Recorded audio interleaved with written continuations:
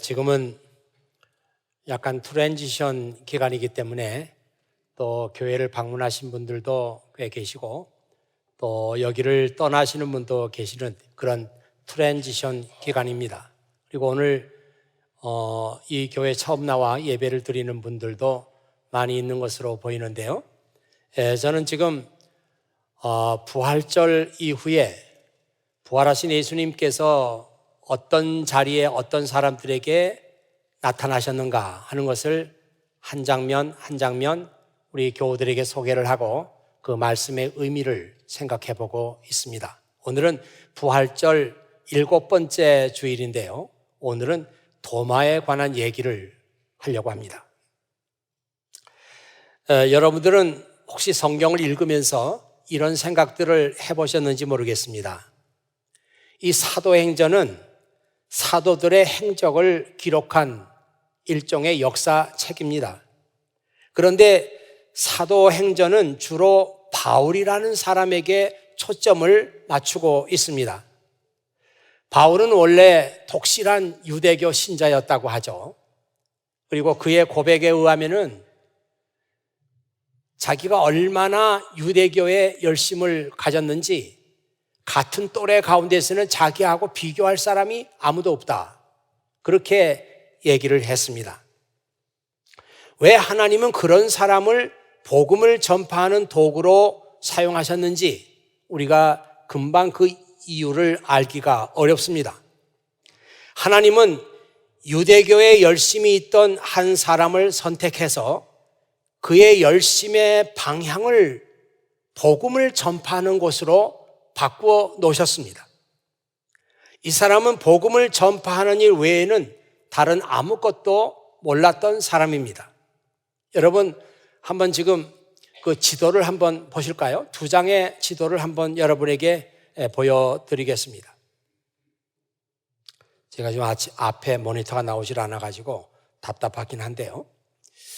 이 첫 번째 지도는 아주 옛날 그 지도처럼 생겼는데 빨간 점이 2개가 있어요. 그 한 밑에 오른쪽 밑에 점은 예루살렘을 표시해 놓은 것이고요. 그 위에 점은 일루니곤이라고 하는 지금의 마케도니아 북쪽 지역을 표시해 놓은 것입니다. 그래서 예루살렘에서 일루리곤까지 여기가 사도 바울 한 사람이 예수 그리스도의 복음을 전파했던 곳이에요. 지금 로마서 15장 19절 말씀이 그 화면에 지금 보이고 있는데 바로 거기에 그런 얘기가 써 있습니다. 이 로마서 15장 19절에서 23장 다음 지도 한 장 더 볼까요? 여기 지도를 보면은 좀 더 디테일하게 오른쪽 밑이 예루살렘이고 그 지중해 바다가 보이고 파란 데가 지중해 바다죠. 그리고 쭉 올라가서 아주 그 사도 바울이 다니면서 복음을 전파했던 그 경로를 보여주고 있습니다. 그런데 왼쪽으로 위쪽에 보면은 투 일루니곤 이렇게 되어 있어요. 지금 일루리곤은 이 지도에 나오지 않습니다. 그러니까 북쪽으로 더 올라가서 마케도니아 북쪽으로 올라가야 거기가 일루리곤인데 이 광활한 지역을 바울이라고 하는 한 사람이 예수 그리스도의 복음을 전파했던 곳입니다. 성경에 이렇게 나오죠. 나는 예루살렘에서부터 일루리곤에 이르기까지 모든 지역을 다니며 그리스도의 복음을 충만하게 전파했습니다. 이제는 이 지역에 더 이상 내가 일할 만한 곳이 없고 또 여러 해 전부터 여러분에게 가기를 원했으므로 스페인으로 가는 길에 여러분을 방문하여 잠시 여러분과 함께 지내면서 기쁨을 나누다가 여러분의 도움을 받아 스페인으로 가기를 소원합니다. 정말 굉장한 말씀이죠. 이 바울이라고 하는 한 사람이 어떤 선교에 대한 그 비전과 선교에 대한 계획을 갖고 있었는지 이 한 말씀으로 우리는 알 수 있습니다. 그가 하는 말 가운데 There is no place There is no more place for me to work in these regions. 이 일대에는 더 이상 내가 일할 만한 플레이스가 없어요. 이 말은 여러 번 다니면서 예수님의 복음을 전했기 때문에 이제는 다른 지역으로 가야 되겠다는 것입니다. 그래서 그는 로마를 생각했고, 그때까지만 해도 이 바울은 로마에 내가 잠깐 갈 것이다, 거기서 그가 생을 마칠 줄은 그도 몰랐어요. 거기서 잠깐 로마에 있는 크리스찬들을 만나보고 나는 다시 스페인으로 가서 예수 그리스도의 복음을 전파하겠다, 이런 생각을 하고 있었던 것입니다. 이 사도행전에는 바울 외에도 베드로라든지 바나바 혹은 아볼로 같은 사람들이 어떻게 복음을 전했는지 약간씩 그 정보가 나와 있습니다. 그러나 주로는 바울이라고 하는 사람에게 초점을 맞추고 있어요. 제가 여러분에게 질문 드리는 것은, 그렇다면 그 시기에 예수님의 제자들은 어디서 무엇을 하고 있었을까? 이런 질문입니다. 바울은 예수님의 제자가 아니잖아요. 그러면 예수님의 제자가 많이 있는데 이 사람들은 그 같은 시기에 어디에서 무슨 일을 하고 있었을까? 이런 질문입니다. 답을 얘기한다 그러면은 그 같은 시기에 예수님의 제자들도 성경에 나와 있지 않는 다른 지역에서 예수님의 복음을 전하고 있었습니다. 그 중에 한 사람이 도마라고 하는 사람이에요. 현재 인도에 가면은 도마가 세운 교회가 있는데, 도마는 인도까지 가서 복음을 전했습니다. 같은 시기예요. 그때가 AD 52년이었다고 하니까요. 52년이면 사도 바울이 한참 지중해 연안을 누리면서 복음을 전했던 그 시기하고 정확하게 일치합니다. AD 52년에 도마는 인도로 갔어요. 거기다가 교회 8개를 세웠습니다. 한번 화면에서 도마가 세운 교회들을 한번 보도록 하겠습니다. 8개 교회가 있는데 다 여러분에게 보여주지 못하고, 두 번째, 다 도마 교회인데요. 8개 지역에 있는 교회들이니까 모양이 조금씩 달라요. 세 번째, 이것도 도마 교회고, 네 번째, 역시 도마 교회고요. 다섯 번째, 여섯 번째, 이런 아주 좀 특별한 모양으로 되어 있는데, 물론 AD 52년에 도마가 세웠던 그 교회 그대로는 아니죠. 이게 이제 옛날이 되니까 고치고 레노베이션하고, 그래서 오늘날의 모습입니다. 계속해서요. 사진 보여주세요. 이건 도마 교회의 내부입니다. 이게 뭔가 좀 컬러도 그렇고 분위기가 우리 교회하고는 너무 다르죠. 제가 보기에 그 힌두교 영향을 많이 받은 게 아닌가, 교회 내부인데 그렇게 보입니다. 그리고 한 장 더 있어요. 이건 지금 도마 교회에서 매번 때가 되면 사람들에게 세례를 주고 있는 그런 장면입니다. 그러니까 도마 교회가 유명무실하고 옛날 세워져서 다 없어진 것이 아니고 지금도 액티브하게 움직이고 있는 교회란 뜻이에요. 하나 더, 여기가 제가 일부 앱에서도 보니까 잘 안 보이던데, 이게 8개 도마 교회가 세워진 지역을 표시한 지도입니다. 주로 그 해안을 중심으로 해서 8개 지역이 표시가 되어 있는데 여러분에게 잘 보일지는 모르겠습니다. 지금 인도는 그 인도의 그 종교 분포가 있는데 한번 보여주세요. 있는데 83%가 힌두교입니다. 그리고 이슬람교는 11%, 그리고 불교도 아주 적은 퍼센트를 차지하고 있고요. 기독교 인구가 3%입니다. 여러분 3% 그러면은 야, 이거 조금이구나 이런 생각이 들지 모르겠는데 인도 인구가 굉장히 많으니까요. 3%라 그래도 상당히 많은 숫자입니다. 이게 다 AD 52년에 도마가 가서 복음의 씨앗을 뿌려서 지금까지 기독교 신자들이 그렇게 있는 거예요. 자, 우리는 이제 이런 생각을 하면서 오늘 읽은 요한복음 20장 말씀을 가지고 은혜를 나누도록 하겠습니다. 오늘 이 20장 19절 말씀 시작하는 말씀을 보면은 같은 날 이런 말이 나와요. 같은 날. 이 같은 날이라고 하는 것은 예수님께서 부활하신 그날. 성경에 보면은 그날에 대해서 많은 얘기들이 있습니다. 그 새벽 어두컴컴했을 때부터 얘기가 있어가지고 하루 종일 그날 많은 일들이 있었습니다. 이게 저녁 때가 됐는데 저녁 때에 예수님께서 제자들이 모여있는 곳에 나타나셨다는 것입니다. 제자들은 그때 아주 불안해서 문을 걸어 잠그고 우리가 예수님의 제자라고 하니까 어떤 불이익이 있지 않을까 아니면 체포를 당하지 않을까 이런 불안감 속에서 이들이 한 곳에 모여 있었습니다. 문을 걸어 잠그고 말이죠.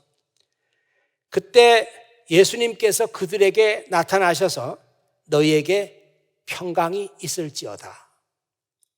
예수님께서 우리말로 그렇게 말하진 않았겠죠. 샬롬 하고 하나님의 평안을 불안해하고 무서워하고 공포 속에 있는 제자들에게 말씀하셨습니다.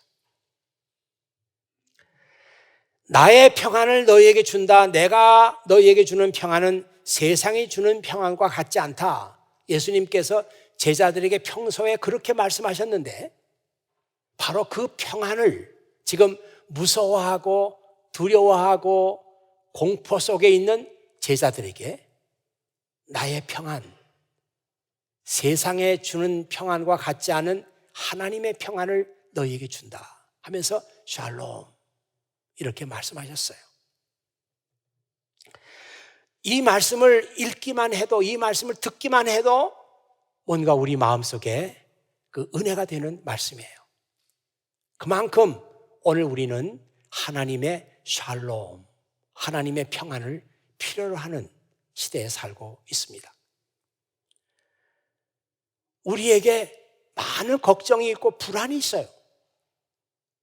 어떻게 보면은 산다는 것 자체가 우리에게는 불안해요. 도대체 내 앞에 무슨 일이 있을까? 아니, 한 달 후에, 아니면 1년 후에, 아니 5년 후에 내 삶은 어떻게 되는 것인가? 한치 앞을 내다볼 수가 없습니다. 그것이 불안의 이유예요.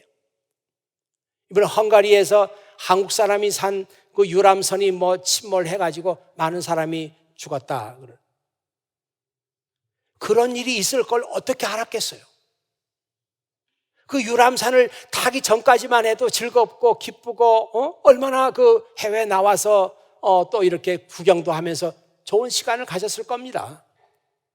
제가 기사를 보니까 어떤 좀 아빠와 엄마를 그 자식들이 여행을 시켜드린 거예요. 연세가 좀 많으신데 자식들이 늘 아버지 어머니 볼 때 미안하고 죄송하고 왜냐하면 그 아이들을 다 길러주시고 하니까 얼마나 힘드실까. 그래서 이번에 한번 여행이나 하시라고 자식들이 표 다 끊어가지고 여행을 시켜드렸는데 그만 그런 참사가 생겼습니다. 누가 알았겠어요? 이것이 우리의 삶이라고요. 이렇게 불안하다고요. 또 하나 불안의 원인을 지적한다 그러면 정말 내가 올바로 살고 있는 것인가? 내가 지금 이런 식으로 사는 게 올바로 살고 있는 것인가? 올바로 사는 게 아니라면 나는 어떻게 하면 되는가? 이것들이 우리를 불안하게 하는 요소들입니다. 거기다가 경제적인 이유도 있죠. 우리가 살아가면서 필요한 것들이 있는데 경제적으로 어려우니까 그것들을 다 공급받을 수가 없어요. 삶이 스테이블하지 않습니다. 불안해요. 흔들거려요. 이런 우리에게 오늘 정말 필요한 것이 뭘까? 하나님의 평안, 하나님의 샬롬. 예수님께서 말씀하시기를 너희가 어느 집에 가든지 먼저 그 집을 위해서 하나님의 평안을 빌어주라. 어느 집에 가면은 이 집은 뭘 해놓고 어떻게 사나 두리번 하는 게 아니라 하나님, 이 집에도 하나님의 평안이 필요합니다 하면서 하나님의 평안을 먼저 빌어주라. 예수님께서 그렇게 말씀하셨어요. 2000년 전에 말씀하신 거예요. 그때나 지금이나 인간의 삶은 여전히 불안합니다. 우리가 정말 필요로 하는 것은 하나님의 평안, 샬롬.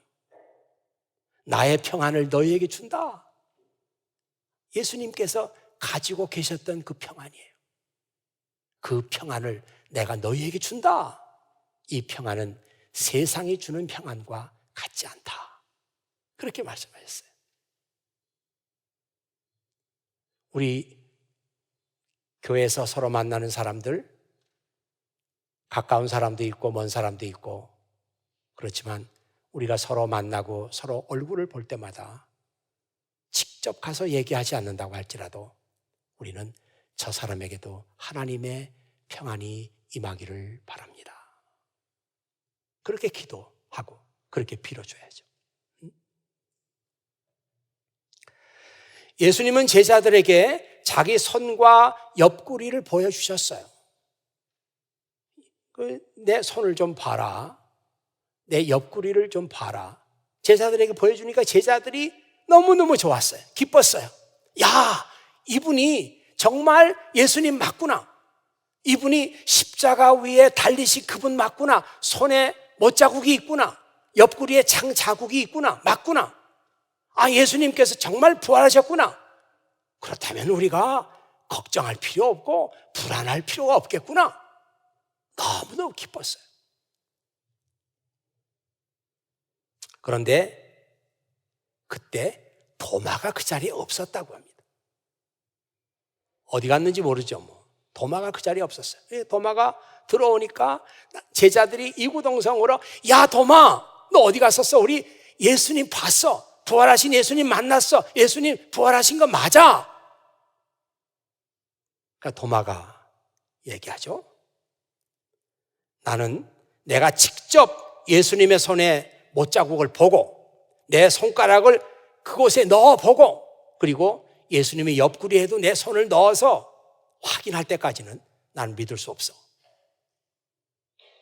바로 이 말씀 때문에 사람들은 도마에게 의심장이라고 하는 별명을 붙여줬습니다. 야 도마 의심이 많은 사람이야. 의심장이야. 좀 더 유식한 말로는 회의론자라고. 회의론자. 스캡티시스트.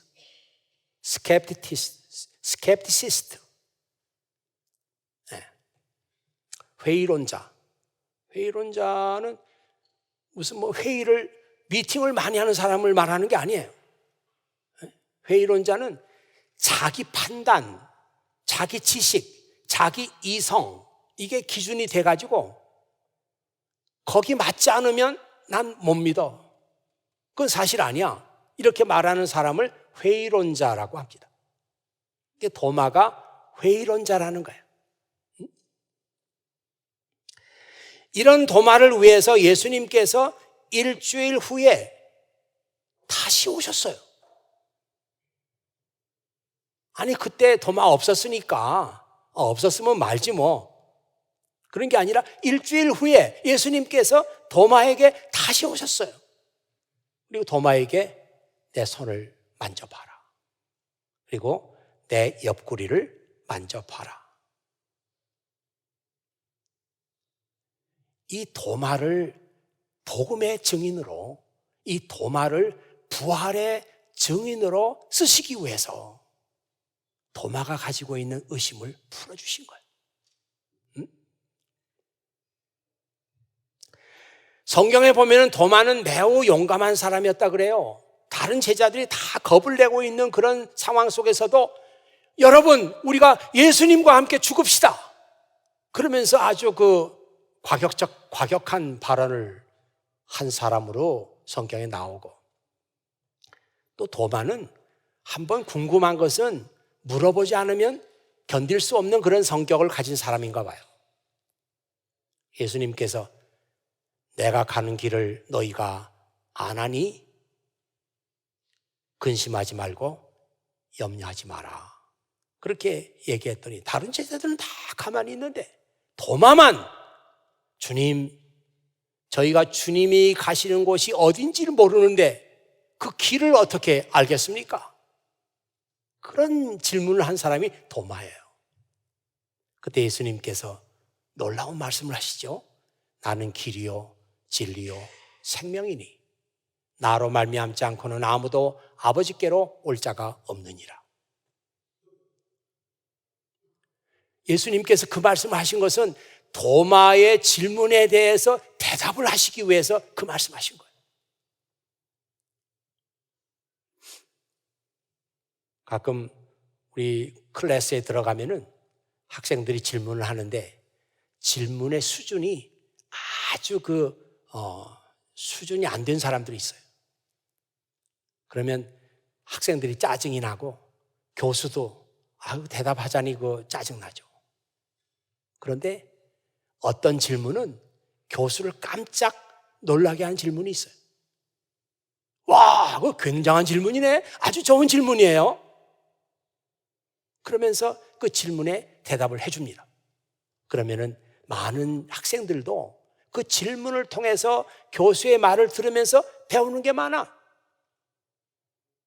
도마의 질문이 그렇단 말이에요.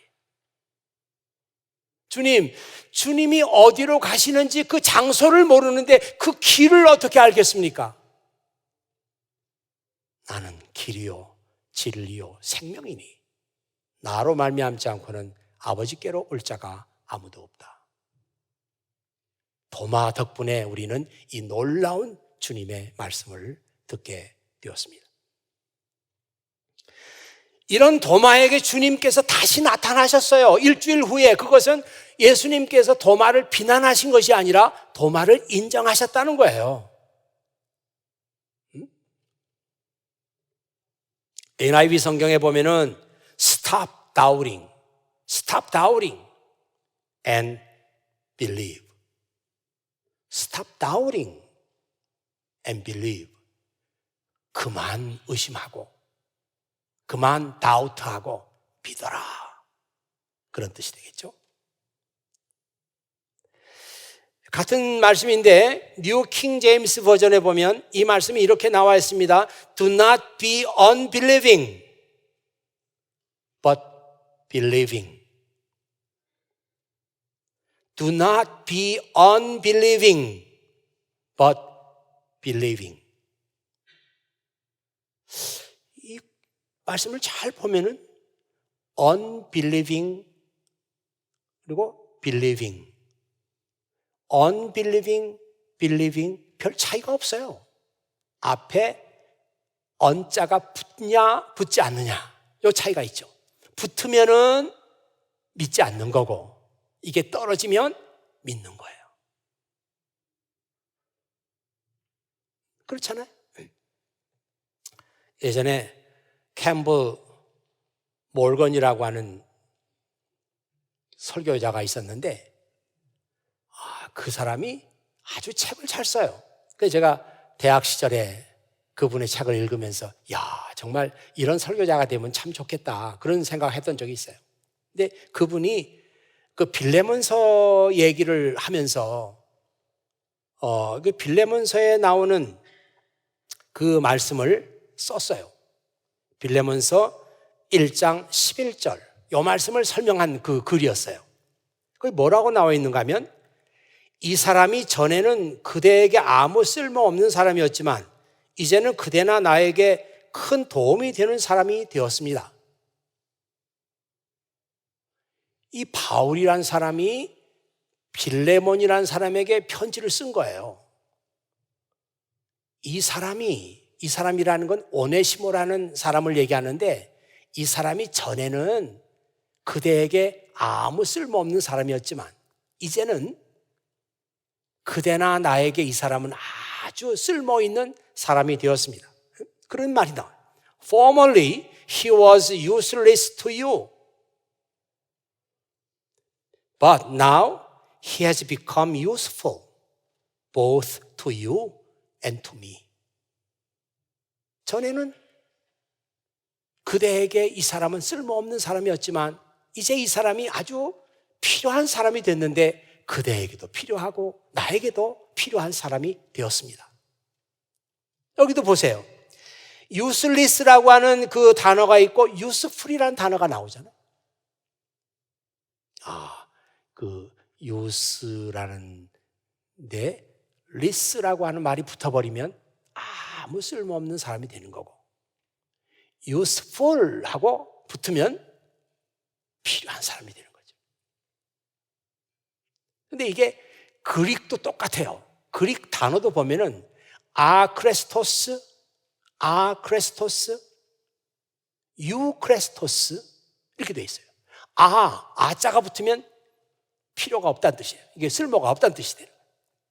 유자가 붙으면은 유자가 붙으면 필요한 쓸모있는 사람이 된다는 뜻이에요. 제가 이 말씀을 길게 이렇게 드리는 이유는 하나님의 일에 쓸모있는 사람과 쓸모없는 사람이 있는데 두 사람이 별 차이가 없다는 거예요. 정말 하나님의 일에 쓸모가 없는 사람 보면은 이 사람은 진짜 엉망진창이고 이 사람은 정말 쓰레기만도 못한 그런 사람인가? 아니에요. 멀쩡해. 조금만 고치면 하나님의 일에 아주 필요한 사람이 될 거예요. 또 하나님의 일에 열심히 있는 사람, 헌신적인 사람 보면 그 사람은 천사 같은 사람인가? 아니에요. 그 사람도 조금만 잘못하면 또 엉뚱한 일을 할 거예요. 하나님의 일에 정말 필요한 사람과 하나님의 일에 쓸모가 없는 사람 두 사람을 보면은 차이가 별로 없어요. useless라고 하는 말이 붙어버리면 필요 없는 사람이 돼버리고 useful 하게 되면은 필요한 사람이 되고 아크레스토스 아자가 붙으면 쓸모없는 사람이 돼버리고 유크레스토스가 되면 쓸모있는 사람이 되고 정말 저는 이런 그 도마 같은 사람 계속해서 난 못 믿어. 내가 이거 찔러보고 넣어볼 때까지는 난 믿을 수 없어. 그런 태도를 가지고 평생 있었더라면 하나님의 일에 아무 쓸모없는 사람이 됐을 거예요. 그러나 주님께서 오셔서 그 의심을 풀어주잖아요. 도마의 질문에 대답을 해주시잖아요. 그래서 도마에게 붙어있는 의심의 꼬리가 떨어져요. 하나님의 일에 유능한 사람이 됐습니다. AD 52년에 그는 복음을 가지고 인도로 가. 지금 그 당시에 인도로 갔다는 게 보통 일이 아니잖아요. 그리스 가는 것, 로마에 가는 것, 터키에 가는 것 할 수 있어요. 그러나 그 당시에 인도로 간다? 엄청난 일이에요. 그가 뿌려놓았던 복음의 씨앗이 힌두교가 83%를 차지하고 있는 그런 환경 속에서도 기독교의 생명을 유지하고 있단 말이에요. 지금도.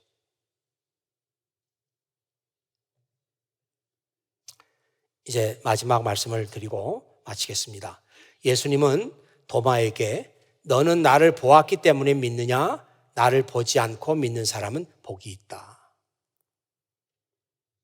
이 말씀은 사실 도마에게 주신 말씀이지만 이 말씀은 우리에게 주신 말씀이에요. 우리에게 주신 말씀이라고요. 이건 도마에게 주신 말씀. 이게 너는 나를 보았기 때문에 믿느냐? 안 보고 믿었으면 더 복이 있었지 하면서 도마를 비난하는 그런 말씀이 아니에요. 이 말씀은 사실 예수님께서 안 해도 돼. 안 해도 되는데 우리를 위해서 주신 말씀이에요. 우리는 도마처럼 손가락을 넣어보겠다 그래가지고 넣어볼 수도 없어요. 우리는 예수님의 옆구리에 손을 넣어보겠습니다 하고 싶지만 넣어볼 수 없어요.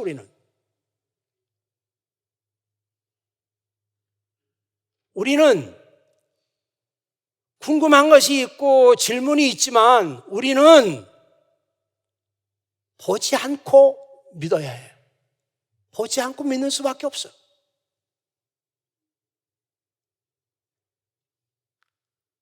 히브리서 11장 1절에서 2절 보면은 믿음은 보이지 않는 것들의 실상이고 믿음은 보지 못하는 것들의 증거라고 했어요. 우리는 믿음으로 예수님의 손자국, 손에 있는 못자국, 예수님의 허리에 있는 창자국 볼 수 없지만 믿음으로 믿는 거예요. 뭘? 사도들이 전해준 얘기를 믿는 거죠. 그때 그 사람들이 다 확인하고 예수님 부활하셨다 기록한 말씀을 우리는 믿는 거예요. 이 사람은 복이 있다. 여러분을 위해서 쓴 얘기입니다. 저를 위해서 쓴 얘기예요. 히브리서 11장 1절에서 2절 믿음은 보이지 않는 것들의 실상이고 보지 못하는 것들의 증거다. 믿음이 있는 사람들은 다 믿음을 가지고 증거를 얻었다. 하나님 안 계세요. 안 계신 게 아니라 하나님 볼 수가 없어요. 눈에 보이지 않아. 그렇지만 믿음이 있는 사람들은 하나님이 계시다고 하는 증거를 얻었다. 그 얘기잖아요. 우리는 예수님 손 볼 수도 없고 옆구리도 볼 수 없지만 믿음으로 예수님은 부활하셨다. 그분은 나의 주님이시다. 이렇게 믿는 사람은 더 복이 있다.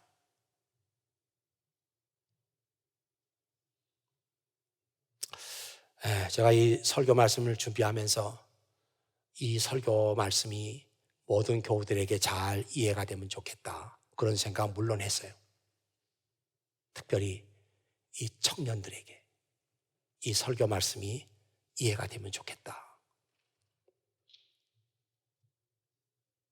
정말 담임 목사로서 우리 교우들에게 바라는 것은 우리 교우들 한 사람 한 사람이 정말 믿음의 길을 좀 올바로 갔으면 좋겠다.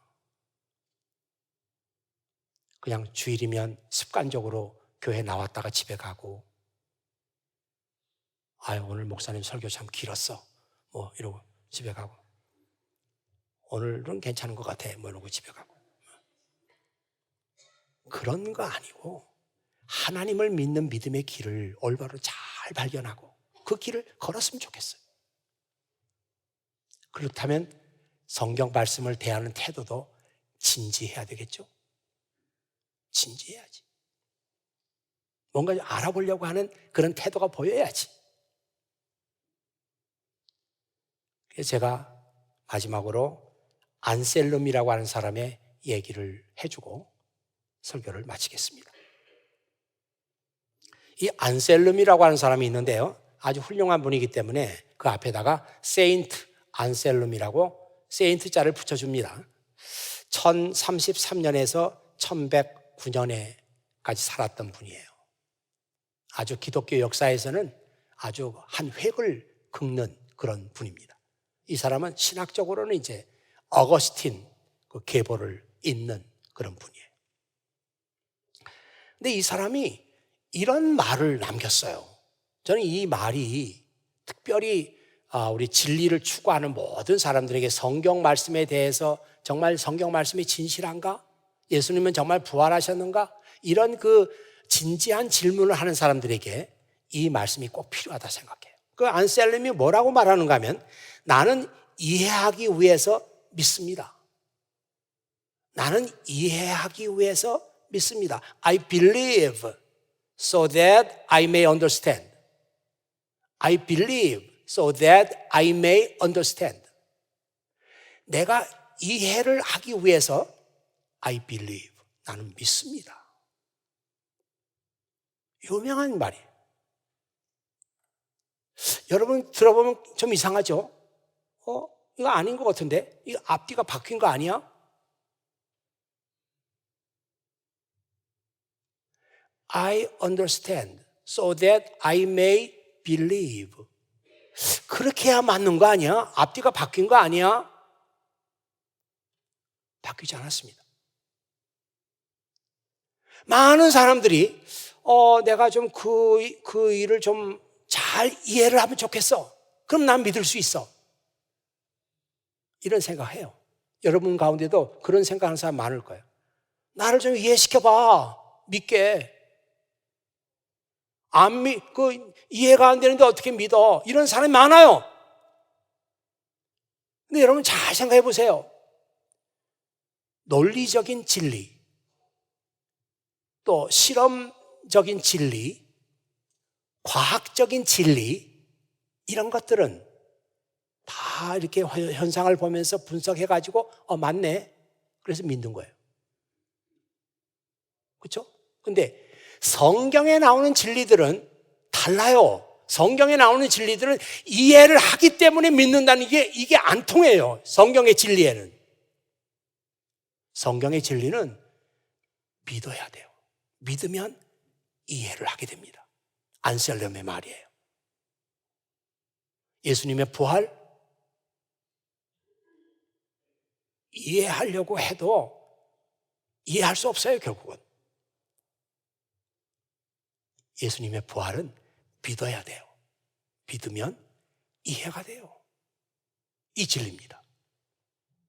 성경에 나오는 모든 진리는 주님 제가 믿습니다. 그러면 이 사실이 이해되기 시작하는 거예요. 신기하죠? 과학적인 진리나 실험적인 진리하고 달라요. 우리 청년들의 마음속에 또 여기를 떠나는 친구들에게, 여기 계속 남아있는 친구들에게, 우리 교우들에게 이 말씀이 좀 어렵긴 합니다만은 주님 제가 믿습니다. 이렇게 믿음을 가질 때 이해되지 않았던 일들이 이해된단 말이에요. 정말 이 안셀름의 말처럼 여러분의 믿음 생활 가운데서 그게 참 궁금했는데 믿으니까 다 해답을 얻게 되네. 이런 말들이 여러분의 삶 속에서도 나올 수 있기를 바랍니다. 기도하겠습니다. 아버지 하나님 감사합니다. 오늘도 아버지 하나님께서 저희들에게 이 귀한 말씀 주셔서 감사를 드립니다.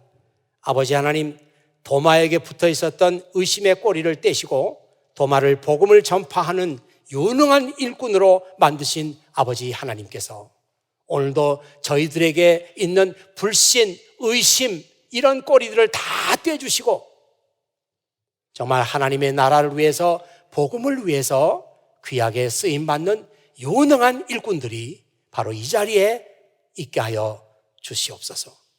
나는 믿습니다.